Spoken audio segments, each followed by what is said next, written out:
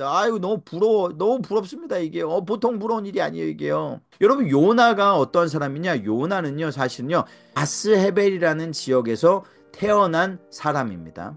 근데 가스헤벨이 어디냐라고 하면은 사람들은 모를 거야 아마 그곳이 어디냐. 그러나 제가 또 다른 지명을 이야기하면 여러분들이 아하 하고 바로 느낄 겁니다. 가스헤벨은 나중에 훗날에는 이 지역의 이름이 변하여서 어떤 지역의 이름이 되느냐, 나사렛이라는 이름으로 그 지역이 변모가 됩니다. 그러니까요 갓세베라는 지역, 이 요나가 태어난 지역은요 주님께서 나신 곳은 아니지만 주님께서 어린 시절을 보내셨던 주님의 고향, 주님의 본향이라고 하는 곳이 바로 이 갓세베라는 곳이라고 할 수 있어요. 그러니까 나사렛에서 무엇이 선한 것이 나오겠냐라고 얘기했지만 사실은요 나사렛에서는 요나라고 하는 위대한 선지자가 나왔습니다.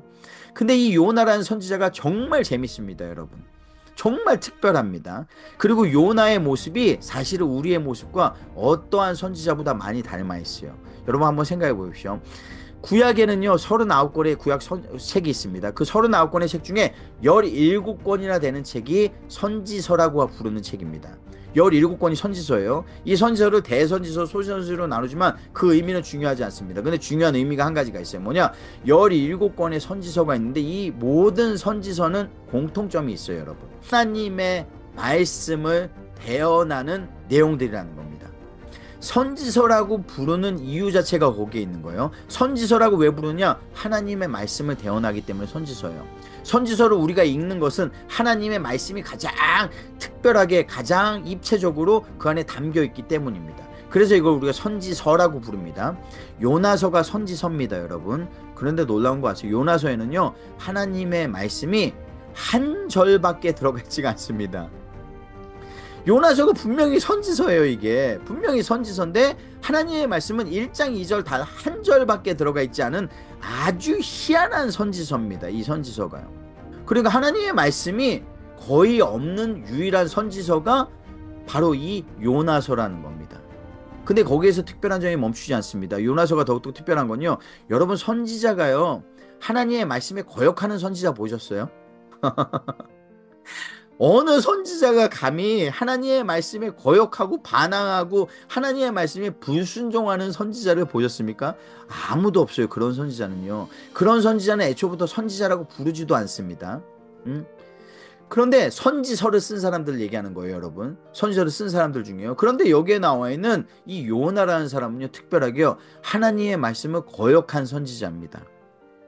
제가 서두에 얘기했죠.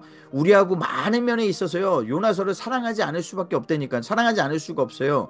요나서를 사랑하지 않을 수 없는 이유가 이런 특별한 요나가 가지고 있는 이 괴팍함에 있다는 겁니다.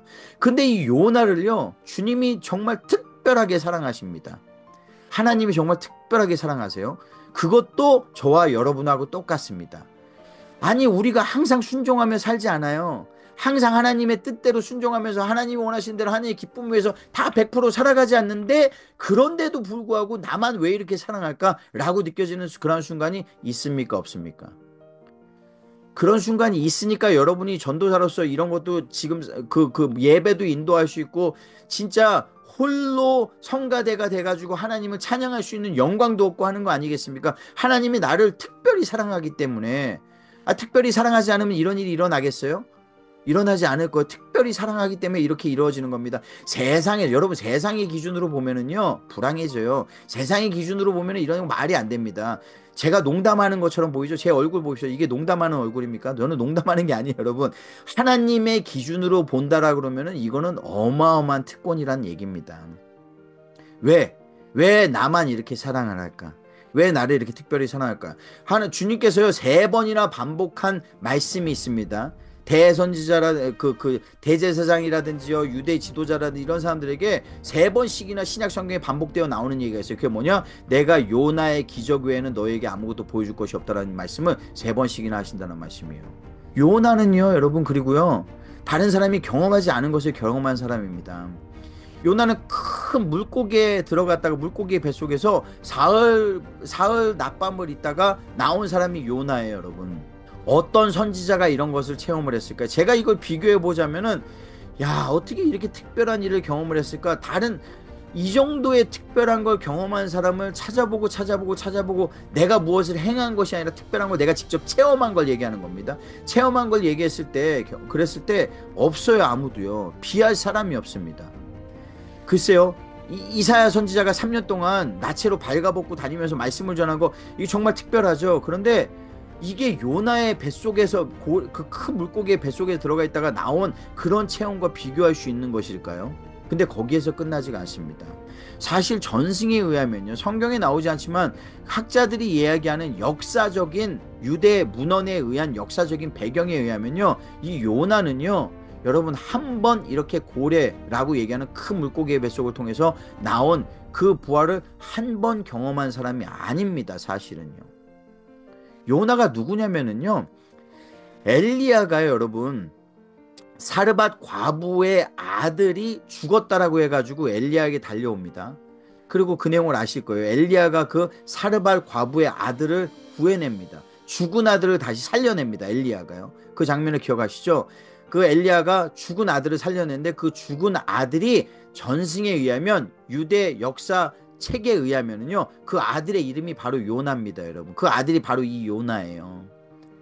그러니까 그 시기적으로도 그렇고 상황적으로도 그렇고 바로 이 요나가 그 요나라는 거예요. 그러면 요나는 어떤 사람이냐? 2번씩이나 부활을 경험을 한 유일한 사람입니다. 게다가 여기서 끝나지 않습니다. 요나에게만 하나님이 주문하신 게 있어요. 그게 뭐냐? 다른 어떤 선지자에게, 여러분, 요나처럼 이방인에게 가가지고 복음을 전하라고 한 선지자를 여러분 한 명이라도 보셨습니까? 없어요. 요나에게만 이것을 명하셨습니다.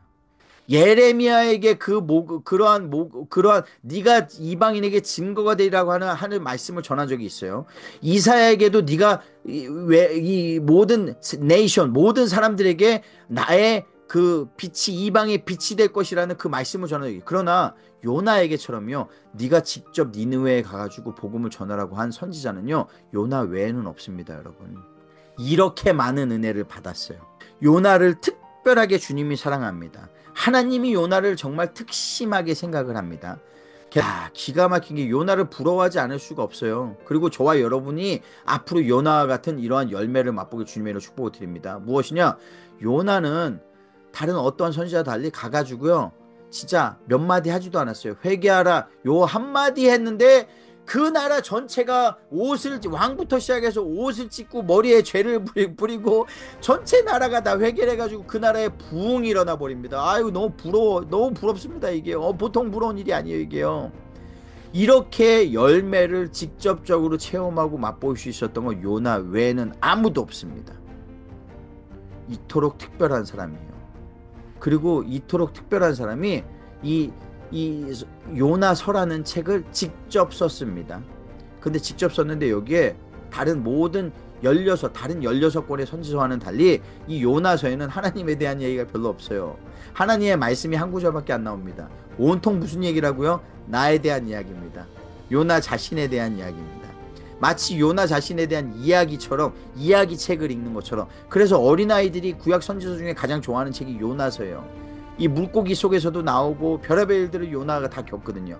그런데 사실은 물고기에 너무 많은 집중이 되다 보니까요, 제가 여러분들에게 지금 말씀드렸던 이 요나서가 직접적으로 이야기하고자 하는, 주님이, 하나님이 왜 요나를 그렇게 특별하게 사랑했는지, 그리고 우리가 요나서를 통해서 배울 수 있는 이 특별한 은혜에 대한 것은 잘 놓치는 경우가 있습니다.